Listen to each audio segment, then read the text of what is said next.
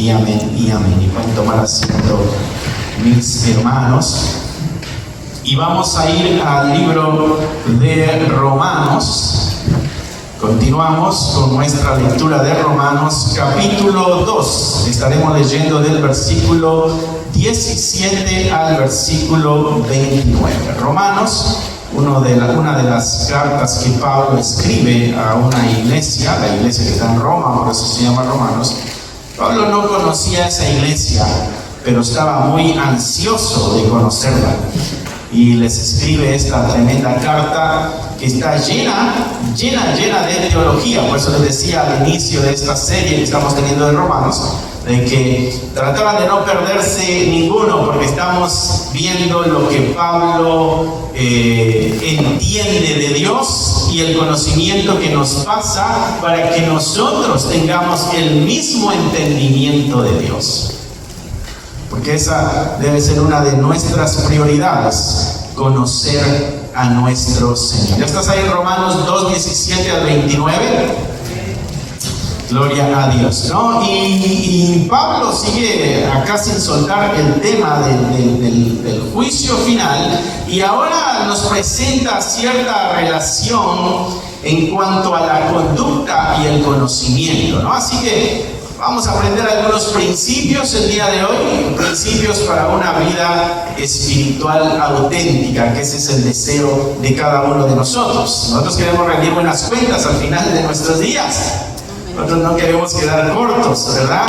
Todos queremos que el Señor diga en aquel gran día: entra en el reposo de tu Señor. Ese es nuestro anhelo y nuestro deseo como hijos del Señor, honrar a nuestro Padre, ¿no? Recuerdo que el profeta allá en Malaquías decía: si yo, de parte de Dios, si yo soy vuestro Padre, ¿dónde está mi honra? Y si yo soy vuestro Dios, ¿dónde está el temor? Hacía la pregunta al pueblo, ¿no? Bueno, nosotros queremos responderle a esa pregunta. Si tú eres nuestro Dios, queremos honrarte, y si tú eres nuestro Rey, queremos demostrar de que te tememos, y tú eres nuestro Dios. ¿Ya estás ahí en Romanos 2:17? Muy bien, dice, aquí vamos a unos principios que nos van a ayudar a aclarar el camino en nuestro compromiso con el Señor, mi hermano. Así que pon mucha atención. Dice el versículo 17, he aquí, este es Pablo hablando, recuerda, y aquí le está hablando al judío por alguna razón, la vamos a entender en el camino. He aquí, dice, tú tienes el sobrenombre de judío y te apoyas en la ley y te glorías en Dios. ¿No? Qué bueno. O sea, tú tienes un título, diríamos el día de hoy, de cristiano, ¿okay? Porque lo tenemos que traer a nuestros días. Tú tienes este título de creyente, de cristiano, de hijo de Dios, ¿no? ¿Okay? Y te apoyas en la ley. O sea, esto como el bordón, ¿no? Que nos ayuda a caminar y es nuestro descanso. Bueno, dice, y encuentras tu apoyo en la ley y te glorías en Dios. Versículo 18, y conoces su voluntad, ¿no? E instruido por la ley apruebas lo que es mejor. O sea, todavía la capacidad de la evaluación. Esto está bien, esto está mal. ¿Y en base a qué? En base a lo que Dios dice. Y si te das cuenta, todo esto va aplicando a nuestra vida como creyentes. Dice, y confías en que eres guía de los ciegos y luz de los que están en tinieblas. O sea, no solamente eso, sino que con toda esta abundante sabiduría y conocimiento, bueno, también dices o confías que puedes darle dirección a los demás. Versículo 20.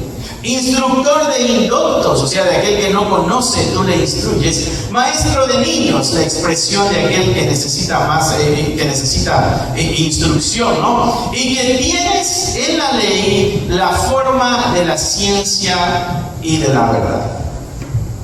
Y entonces Pablo acá comienza, está la continuación de lo que Pablo le ha venido diciendo a los judíos. Para que puedas recordar el contexto de esta carta, hay una división entre judíos y gentiles en la carta de Romanos.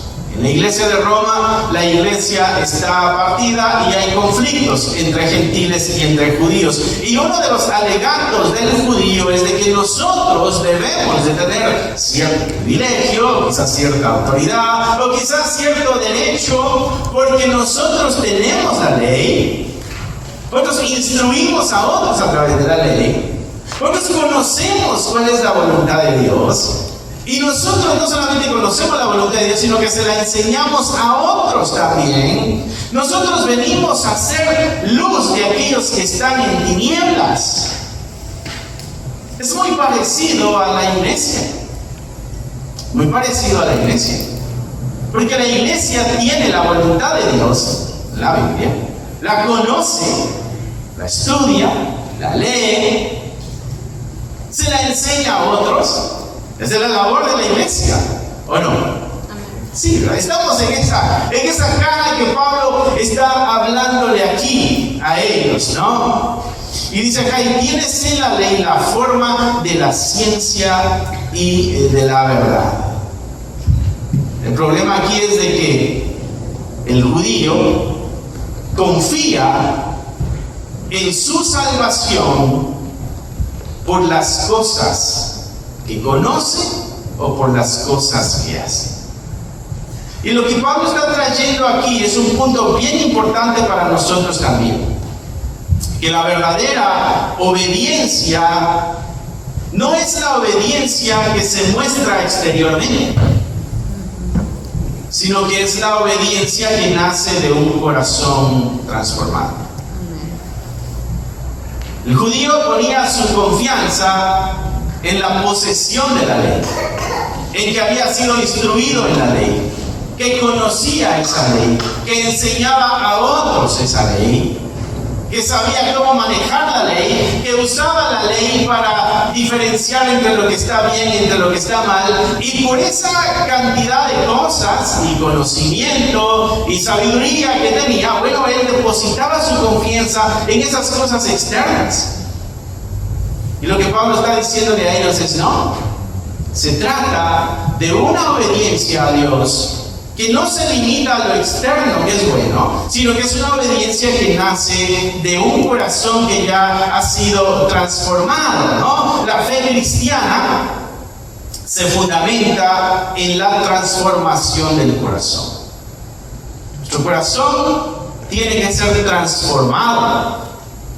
No tenemos que tener nada más una obediencia externa, no solamente una apariencia.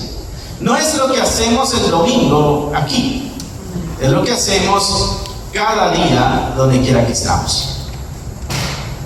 Estar aquí el domingo no nos hace iglesia, nos hace iglesia a vivir de acuerdo a la voluntad de Dios. ¿Estamos de acuerdo ahí?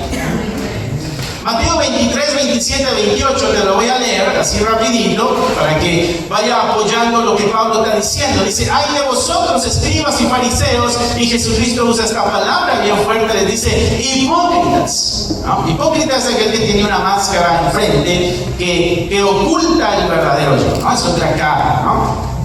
Este término viene del tiempo del teatro, donde voy a hacer el papel de un rey, ¿no? Y me pongo el traje y la máscara de un rey y hago el papel de un rey. De ahí viene ese término hipócrita. O sea, realmente no soy. Este es un rol nada más que estoy jugando, ¿no? Y Jesucristo le dice a ellos, ay de vosotros escribas y fariseos hipócritas, porque sois semejantes a los sepulcros que están blanqueados. Están blanqueados por fuera, pero a la verdad se muestran hermosos, mas por dentro están llenos de huesos, de muertos y de toda inmundicia. Y por si no habían entendido los escribas y fariseos, Jesús les dice, así también vosotros por fuera, a la verdad os mostráis justos a los hombres, pero por dentro estáis llenos de hipocresía y de iniquidad. ¿Y por qué digo que esto es bien importante? Porque este es un llamado a la iglesia, este es un llamado a nosotros a buscar una vida de integridad, no solamente una vida de apariencia, porque el día de mañana, cuando tengamos que rendirle cuentas de nuestra vida a Dios, no la rendiremos en base a lo que hacemos, sino en base a lo que somos. Escritura nos ha enseñado de que Él ve el corazón, Él no ve las apariencias. Nosotros vemos y juzgamos y evaluamos en base a lo que nuestros sentidos perciben, pero somos incapaces de ver el corazón de alguien. Dios sí ve el corazón nuestro. Dios conoce tus intenciones. Dios conoce, mis hermanos, las intenciones que hay detrás de un corazón, aun cuando hace algo que ante nuestros ojos es bueno. Muchas de nuestras cosas buenas y positivas que hacemos y practicamos van manchadas de pecado. Hay intenciones egoístas, a ver qué gano, a ver qué me dan, ¿no? Para que cuando yo esté en necesidad también extiendas la mano. Intenciones ocultas que rompen totalmente el proceso bueno de lo que estábamos haciendo, ¿no? Bueno, acá el ejemplo que Pablo nos da es de un pueblo judío que se enorgullece por tener lo que tiene. El problema es de que no vive lo que enseña. Y eso es a lo que Pablo está llamando a la iglesia en Roma, y es a lo que el Señor nos hace un llamado y un recordatorio a nosotros el día de hoy, a vivir una vida íntegra al Señor. Pero antes de continuar, te voy a hacer un test. Va a ser el test de la hipocresía. ¿Okay? No levantes la mano y le digas sí, no. ¿Okay? Si tú al escuchar este mensaje dices, esto es para fulanito o fulanita, o para menganito o para menganita, ya fallaste el test. Esto es para ti. Cuando tú te pones un escudo y eso dices, no, esto es para alguien más, ahí ya fallaste. Y si esa es la práctica muchas veces en la enseñanza, hermano, mi hermana, estás perdiendo tu tiempo. Porque Pablo le está llamando la atención al judío con la intención de despertar su conciencia, para que enderece sus pasos y no se pierdan. Así que todo lo que escuches el día de hoy, mi hermano, no es para que se lo apliques a alguien, sino que para que lo apliques a tu vida. ¿Okay? Así que dile al que está a tu lado, hoy no te voy a juzgar, hoy esto va a ser para mí. Este es un pecado muy común en nosotros, mis hermanos. Lo aplicamos nosotros. Recuerdo en una ocasión cuando estaba dando el compendio de teología pastoral, cuando iniciábamos con este programa, que estábamos allá en Woodell, y recuerdo que una de las tareas era aplicar los principios aprendidos, ¿no? Y recuerdo que una hermana dijo, sí, yo esta semana se lo apliqué a mi esposo. No, hermana, comenzar a vivir lo aprendido, no aplicársela a alguien más, ¿no? Porque esa es nuestra reacción cuando la verdad habla a nuestra vida. ¿Recuerdas cuando Jesucristo en una ocasión habla de una parábola de una persona que está viendo la viga, la paja que tiene en el ojo su prójimo, y quiere ayudarle, ¿no? Eso que tiene, eso está mal, eso que estás haciendo está mal, eso es pecado, ¿qué es eso? Esa es la paja en el ojo del otro. Y Jesús decía eso. ¿Cómo puedes quitarle la paja que está en el ojo si no te quitas la viga que tienes tú? Y una viga y una paja hay una enorme diferencia, ¿no? Pero una de nuestras técnicas para defendernos es señalar el pecado de otros para quitar la atención de nosotros. Si yo soy un chismoso, voy a decir, pero Tony no se queda atrás, aquel es peor. Y paso la atención para allá, porque no quiero que vean mi pecado. Eso es lo que Pablo está tratando de despertar en este pueblo. Espera, Tú dices que tienes esto, tienes A, tienes B, tienes C, y no solamente eso, sino que les enseñas a otro cómo hacerlo. Pero le está hablando a un pueblo que está en conflicto con los gentiles. Entonces Pablo los está llevando a un punto donde, espera, se trata de una obediencia interna, no solamente una obediencia externa. Pablo está haciendo ese llamado a la fidelidad de Dios, donde nuestra vida cristiana, mis hermanos, no solamente tiene que ser apariencia, sino que eso que se ve debe ser el reflejo de lo que hay dentro de nuestro corazón, de una vida íntegra, genuina con el Señor. Así que no le apliques esto a nadie más, esto es para ti nada más. Es para mí, obvio, pero es para ti. Versículo 21. Pablo continúa disertando aquí a la iglesia de Roma, y entonces aquí ya se va aclarando más el asunto, porque le dice: tú pues que enseñas a otro, no te enseñas a ti mismo. O sea, tú que tienes el conocimiento, la sabiduría, la capacidad, la habilidad, y que le enseñas a otro, ¿en qué momento tomas tiempo para ti, para evaluarte, para examinarte, para hacerte un análisis y entonces comenzar a instruir? ¿Cuándo empiezas a hacer eso? Tú pues que enseñas a otro, no te enseñas a ti mismo. Tú que predicas que no se ha de hurtar, ¿qué dice tu Biblia? Hurtas. Y tú que dices que no se adulterar, adulteras. Y tú que abominas de los ídolos, ¡ay, eso! Dios mío, esta gente que se inclina a los ídolos, ¿qué haces? Cometes el sacrilegio, rompes lo que es sagrado a Dios. Y tú que te jactas de la ley, con infracción de la ley, deshonras a Dios. Porque como está escrito, el nombre de Dios es blasfemado entre ¿quiénes? Los gentiles. ¿A causa de quiénes? ¿Quiénes son esos vosotros? Los judíos. En otras palabras, el nombre de Dios es blasfemado en el mundo.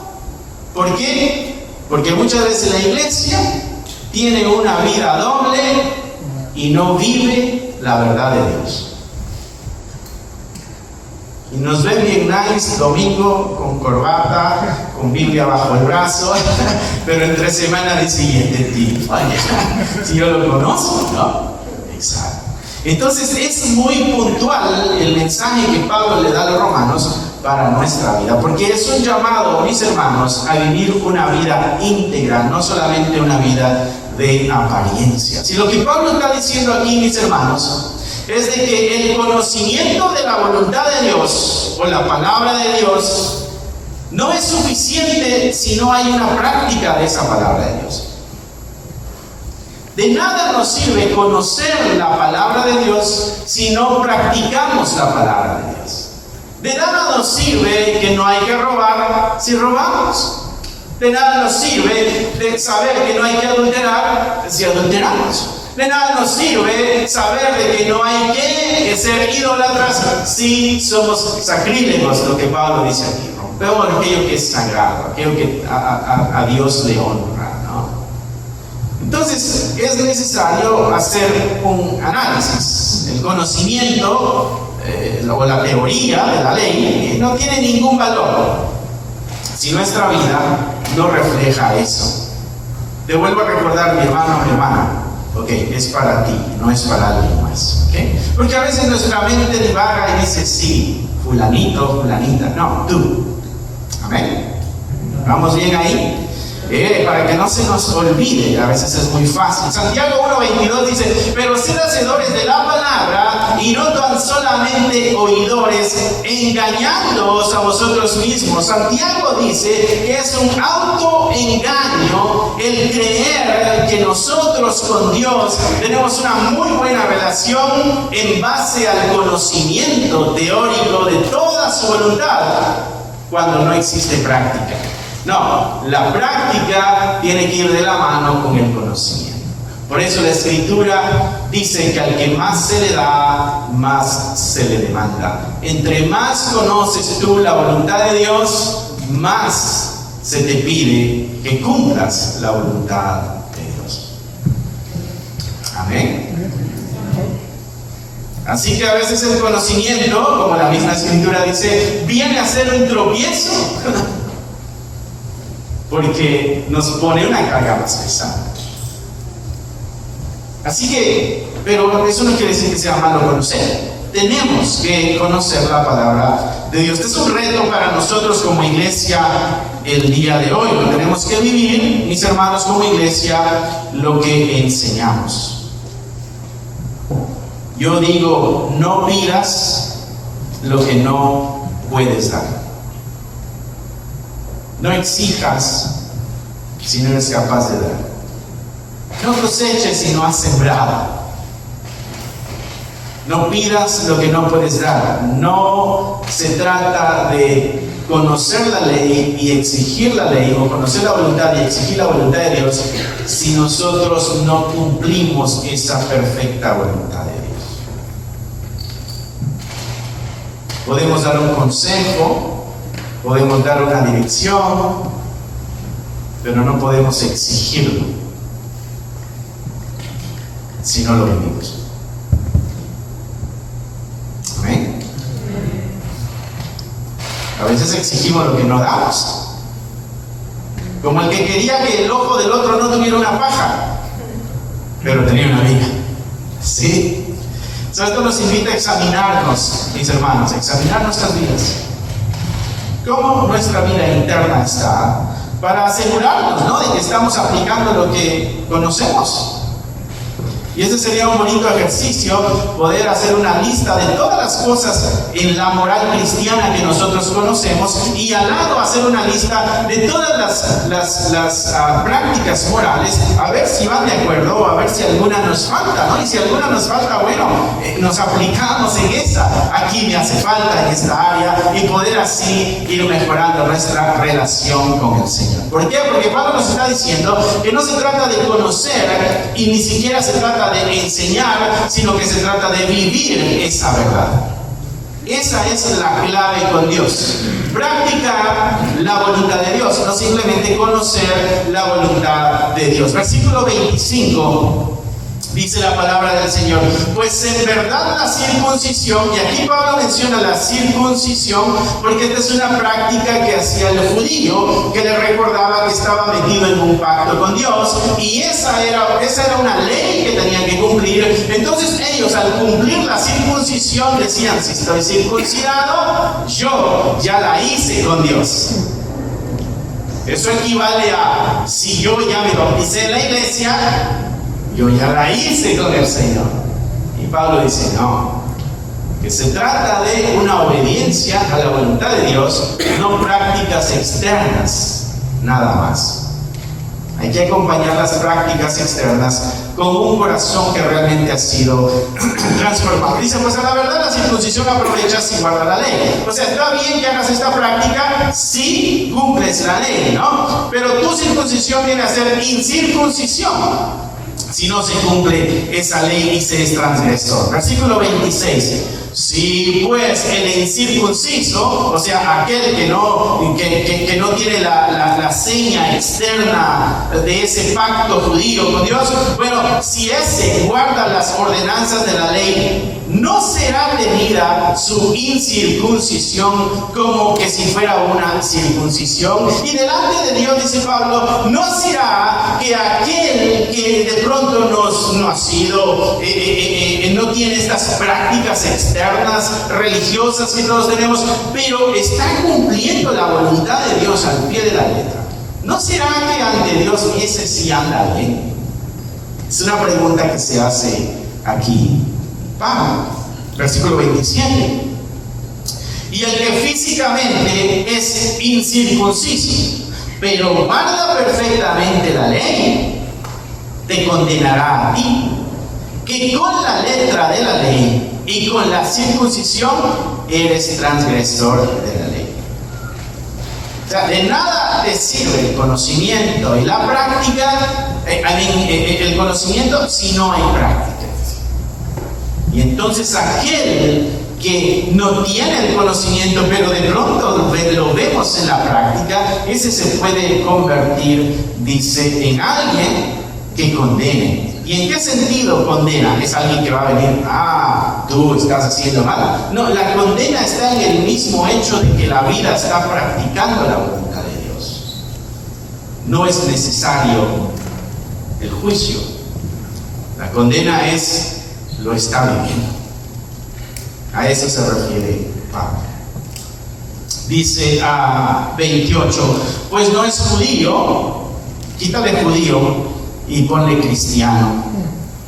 Pues no es cristiano el que lo es exteriormente, ni es la circuncisión la que se hace exteriormente en la carne, sino que es judío, ponle cristiano, el que lo es interiormente, y la circuncisión es la del corazón, en espíritu, no en la letra, la alabanza del cual no viene de los hombres, sino de Dios. ¿Quién es aquel legítimo creyente para Dios?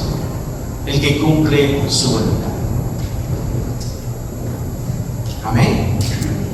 Por eso, mi hermano, no es simplemente decir, Señor, entra en mi corazón y dar el paso del bautizo. No, es una vida de obediencia a la voluntad de Dios.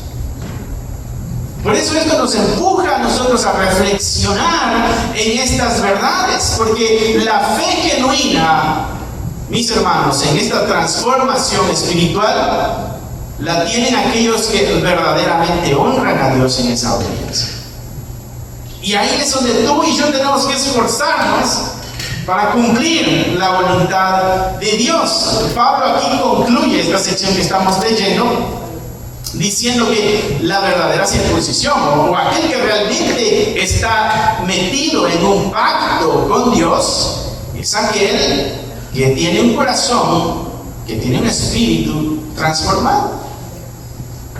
Y dice, no solo eso, sino que la alabanza que éste recibe no es la alabanza de alguien más que le dice, wow, tremendo, mi hermano, yo lo veo, usted como está entregado y todo lo que hace. No, es la alabanza que viene de Dios. Dice Pablo ahí al final, ¿no? La alabanza del cual no viene de los hombres, sino que viene de Dios. Lo que Jesucristo en una ocasión dijo, buen siervo fiel. En lo poco fuiste fiel, en lo mucho te pondré. Entra en el reposo de tu Señor. El que escuchó y el que obedeció la voluntad de Dios. Amén. Así que lo que nosotros como creyentes, mis hermanos, debemos buscar es la aprobación de Dios, no la aprobación de los demás. Cuando tú y yo buscamos la aprobación de los demás, nos esforzaremos en presentar una pinta cristiana. Pero cuando nuestro deseo es la aprobación de Dios, nuestro gran enfoque va a ser el corazón. Y ya lo de afuera se va a dar naturalmente. Porque lo de afuera reflejará lo interno. Entonces, ¿cuál es este enfoque que tú y yo debemos tener? Bueno, es el buscar la aprobación de Dios, no buscar la aprobación de los demás. Es muy fácil vivir como hijo de Dios el domingo, pero a veces vivimos como hijos del diablo en otra semana. Debemos hacer un ajuste ahí. ¿Por qué? Porque nuestra vida cristiana no depende de 2 horas cada 8 días, ¿no? Jesucristo habla de estas prácticas externas allá en Mateo y dijo que no fuéramos nosotros, que no hiciéramos las cosas con la intención de ser vistos. Tú recordarás que él dice, cuando tú ayunes, ¿no? Échate agua en la cara y refréscate. No andas así todo. ¿Qué tiene, mi hermano? Es que estoy ayunando. No, dice el Señor, no hagas eso. No se trata de la apariencia externa, se trata de hacerlo y tener esa transformación interna. Y Jesucristo dijo: échate agua en la cara para que se vea que andas bien prendido, despierto. Y dice: y cuando ores, no lo hagas tampoco para ser oídos, pero para que el Señor. Y cuando ofrendes, tampoco toques trompeta, que no sepa tu mano izquierda lo que hace tu dedo. Prácticas que hacían los judíos. Había una especie de cono donde caía el dinero de la ofrenda, las monedas. Y entonces la historia cuenta que los fariseos cambiaban su ofrenda en las monedas más pequeñas. Imagínate que hoy traes tú una ofrenda de $100 y dices: pero la voy a cambiar en centavos, ¿no? Y puedes imaginarte el ruido que hacía en ese metal cuando caía la ofrenda, ¿no? Y entonces el que estaba cerca decía: ¡ah! Tremendo ofrendón que trajo. No, Jesucristo dice: no pongas esfuerzo en que los demás vean tu cristiandad. Asegúrate de que Dios vea tu cristiandad. Mi hermano, la clave es esforzarnos para recibir la gloria de Dios, no la gloria de los demás. Porque si tú intentas satisfacer a los demás, nunca lo vas a lograr. Te vas a quemar. Ni el Hijo de Dios puro, santo y perfecto tuvo contenta a una gran parte de la humanidad. Ni hasta el día de hoy la tiene contenta. Como tú y yo, limitados, pequeños, podríamos hacer eso. No podemos. Por eso es el llamado a nuestro corazón. Asegurémonos nosotros de estar haciendo las cosas para la gloria de Dios, no para la gloria nuestra, ¿no? Eso nos tiene que empujar a responder: ¿por qué hago lo que hago? ¿Por qué digo lo que digo? ¿Por qué busco lo que busco? ¿Qué hay detrás de ese esfuerzo? ¿Qué hay detrás de esas palabras, no? Así que para que nos podamos estar nosotros enfocados en lo que realmente importa en cuanto a nuestra relación con Dios. Esto nos desafía a vivir para Dios y nos desafía a vivir como verdaderos creyentes. Te voy a compartir algo, ya con esto termino, algo que les compartí a los hermanos el viernes que estábamos acá en el estudio, los viernes. Estamos leyendo la carta a Timoteo. Leíamos el capítulo 4 este viernes que pasó. Y yo les comentaba parte de mi experiencia con el Señor. Yo recuerdo que mi mamá me envió en una ocasión a la farmacia. Vivimos en un pueblo pequeño y yo me mandaron a la farmacia a traer medicina para mi hermana que estaba pequeña, estaba enferma, mi hermana menor. Y yo iba en el camino, para llegar a la farmacia, si no me equivoco, era más o menos 1 milla de distancia, ¿no? Y esto no es nuevo para ti. Yo sé que tú también tenías que caminar largas distancias para ir a la tienda, para ir a la escuela o para hacer esas cosas. Esto no es nuevo ni es sobrenatural, ¿no? Es simplemente nuestra vida normal en el área rural en nuestros países, ¿no? Y recuerdo que encontré un flyer tirado en el camino, que era un flyer cristiano, y ahí traía un pasaje de Juan y decía: ¿quieres un estudio gratuito? Pídelo. Entonces ahí atrás había una dirección, había un papelito que había que meterlo en un sobre, y yo dije: bueno, es gratis, yo lo pido. Lo metí en un sobre, dije: mándenme el estudio de Juan, yo lo quiero tomar. Y así fue como inicié mi lectura de la palabra de Dios. Tenía 11 años, si no me equivoco, en ese momento. Me llegó un ejemplar del Evangelio de Juan y me llegaba también un cuestionario, ¿no? Y entonces se supone que yo tenía que leer un capítulo de Juan o 2 capítulos y de ahí responder ciertas preguntas que venían ahí. Pero como yo era tramposo, entonces yo leía la pregunta y la iba a buscar en la Biblia, a ver cuál era la respuesta para apuntarle, y siempre me sacaba A.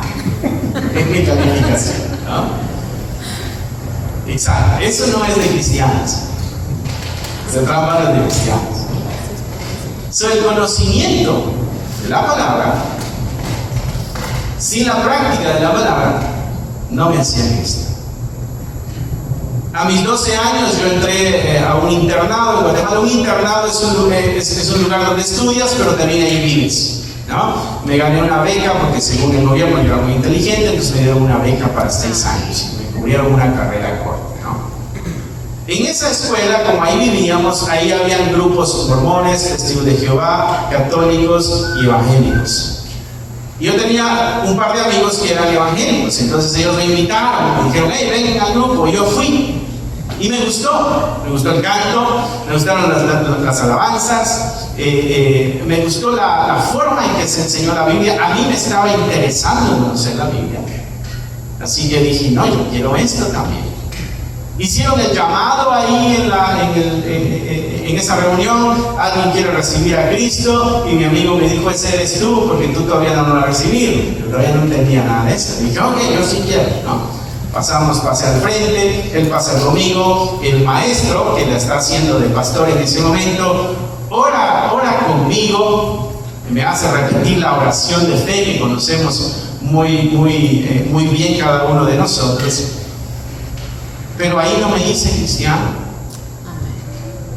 porque yo seguía haciendo chistes groseros, yo seguía haciendo trampa, en mis exámenes en la escuela, yo le seguía haciendo maldades a los compañeros en la escuela,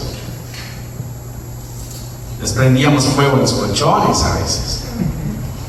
Había uno que tenía ropa ahí que no tenía un olor muy grato y le prendíamos fuego a eso.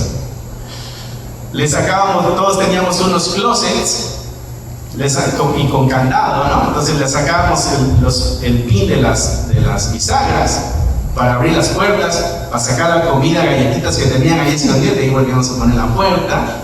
Eso es robar. Yo hice una profesión de fe. Yo leía la Biblia, pero mi vida no había sido cambiada. Yo no era cristiano, mis hermanos. Yo era un simpatizante de esa fe. Eso es lo que Pablo le está diciendo a los judíos. Tú eres simpatizante de la voluntad de Dios, porque tu corazón no ha sido transformado. Y yo así pasé a mi año 13, 14, 15, 16, 17, 18, 19, creyendo que era cristiano. Porque en algún momento de mi historia yo di una oración, y en algún momento de mi historia yo me sentaba a leer la Biblia, pero mi corazón no había sido transformado, porque el conocimiento de la voluntad de Dios, mis hermanos, como el judío la tenía, no era suficiente. Había que cumplir la voluntad de Dios. Y Pablo dice que el gentil ni siquiera puede cumplir, o el inconverso no puede cumplir la voluntad de Dios. Es el Espíritu de Dios el que le ayuda a cumplir la voluntad de Dios. Llegué a este país, tenía yo 19 años, y recuerdo, mi carácter siempre fue muy enojado. No grosero, no malas palabras, no eso, pero sí un corazón lleno de odio y de rencor. Recuerdo que yo entraba a la casa, yo vivía con mi primo, él estaba acá en Chicago. Fui a la casa de él. Él llegó a la iglesia una vez, creo, o dos, en una ocasión que mi sobrina se quedó con nosotros y llegó por ella. Fue una vez la que llegó a la iglesia y fue al estacionamiento nada más a recogerla a ella, ¿no? Y yo estaba viviendo con él, y yo entraba por la puerta de atrás donde está la cocina, y ellos estaban en la cocina, y como yo traía un enojo muy fuerte en mi corazón, que años después entendí de qué se trataba, yo pasaba sin saludar y me metía a mi cuarto, ¿no? Y ya que estaba en mi cuarto decía, ay, ¿por qué hice eso? Soy un miserable, ¿no? ¿Cómo es? ¿Por qué estoy tan enojado? ¿Por qué ni siquiera puedo saludarles? Y no me han hecho nada. Pero me caía mal todo el mundo. Yo me caía mal. Yo me veía al espejo y me caía mal. Y recuerdo que esa vez llegué del trabajo, eran como las 12 de la noche, pasé otra vez por ahí, nada más me voltearon a ver, me metí al cuarto y dije, Señor, porque yo ahí tenía mi Biblia, la leía. Yo dije, Señor, esta vida mejor que se acabe, no es para mí. Si alguien escribió eso antes, no sé, pero esa fue mi oración. Le dije, Señor, yo ya no me aguanto a mí mismo. Todo me enoja, todo me molesta, todo me fastidia. No hay paz en mi corazón, no hay tranquilidad. Todo me agita, todo me duele, todo me lastima. Y le dije, Señor, o cambias tú algo en mí, o seguramente yo voy a cometer una tontería. Pero ya estoy hasta aquí de mi vida. Mis hermanos, esa noche yo dormí como nunca había dormido. Al siguiente día me desperté con un deseo de vivir diferente. Y entonces dije, voy a orar en la mañana, en la tarde y en la noche. Y voy a tener una petición a Dios. Dios mío, cambia mi carácter. Y voy a ayunar los martes y los jueves. Y en mi ayuno le voy a decir, Señor, cambia mi carácter, porque yo ya no me aguanto. Mi hermano, cuando tú y yo cambiamos, es cuando estamos fastidiados de nuestra conducta. Pero si nuestra conducta todavía no nos ha fastidiado, no vamos a hacer nada para cambiar. Pasó un año, mis hermanos, y según yo no había cambio, pero la gente comenzó a notar cambio. Pero cositas que empecé yo a ver es de que las cosas que antes me molestaban ya no me molestaban. Las cosas que me enojaban ya las pasaba por alto, no eran tan importantes. Ya no me hería tanto lo que sucedía. Y ahí, mis hermanos, entendí que el creyente es creyente cuando su corazón ha sido tocado por Dios y ha sido transformado. Y uno de mis temores, mis hermanos, es de que muchos de los que han profesado fe todavía tengan el mismo corazón de antes de haber hecho esa oración. Yo después de ese momento, mis hermanos, aquello que era pecado lo odiaba. Dije, no, esto ya no me agrada. Rompe mi relación con Dios. Eso ya no me gusta. Había una atracción, pero dentro de mí había una fuerza más grande. Decía, no, porque esto va a dañar aquello que sucedió aquella noche con Dios y contigo. Y comenzó a haber un rechazo hacia aquello que pudiera separarme de mi relación con Dios, porque comenzó a ser esa relación lo más valioso que yo tenía en mi vida. Pero fue necesario que Dios pusiera su mano en mi corazón para que hubiera una transformación. Mi hermano, si tú estás en los zapatos o las sandalias del judío al que Pablo le está diciendo, no basta con saber, sino que hay que vivirlo. Y vivirlo, mis hermanos, con pasión, con deseo, con amor. No con, ay, esto es lo que pide Dios y hay que hacerlo. No, es algo que va a haber gozo en tu corazón y decir, gloria a Dios, estoy haciendo la voluntad de Dios y me satisface hacer la voluntad de Dios. Hay que amar, pero hay satisfacción en el amor. Hay que perdonar, hay satisfacción en el perdón. Hay que cuidar, hay satisfacción en el perdón. Y esas cosas que antes nos teníamos que obligar a hacerlas, que de pronto encuentre cierto agrado, un corazón transformado. Mi intención, mi hermano, no es decir que estás mal y yo estoy perfectamente bien, porque caería en el zapato del judío.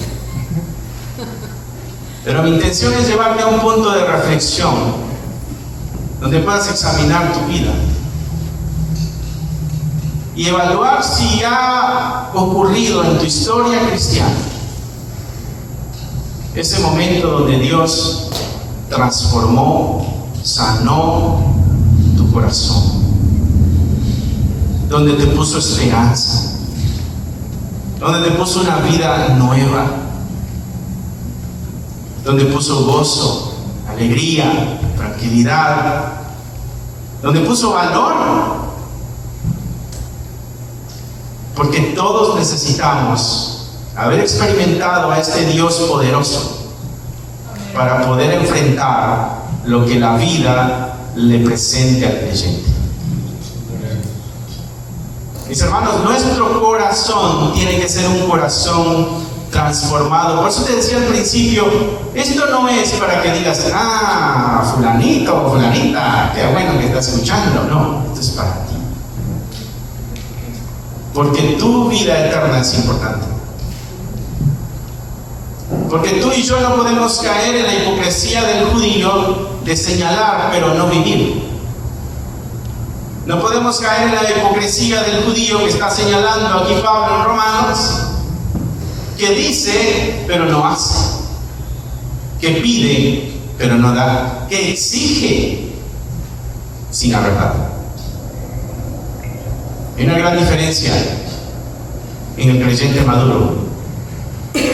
Hay una gran diferencia en el que dice soy creyente. Pablo nos llama a la reflexión. Pablo nos llama al análisis, la reflexión, y a poder ver nuestros pasos, nuestra vida, nuestras relaciones, nuestras amistades. Todo es el resultado de una transformación que Dios ha hecho en nuestro corazón. Toda nuestra vida es el resultado de esa transformación, o es el resultado de que todavía no ha habido una transformación. Busquemos, mis hermanos, vivir una vida íntegra para Dios. Cierra ahí tus ojos, mi hermano. Si te gustaría obtener alguno de estos devocionales, libros de estudio o libros para colorear, encontrarás un enlace en la descripción del video que te llevará a la página de Amazon para adquirirlos. Si aún no te has inscrito en el canal, te animo a que lo hagas para no perderte ninguno de los videos que estamos subiendo. Gracias por esperar hasta aquí. Que nuestro Señor te bendiga y nos vemos pronto.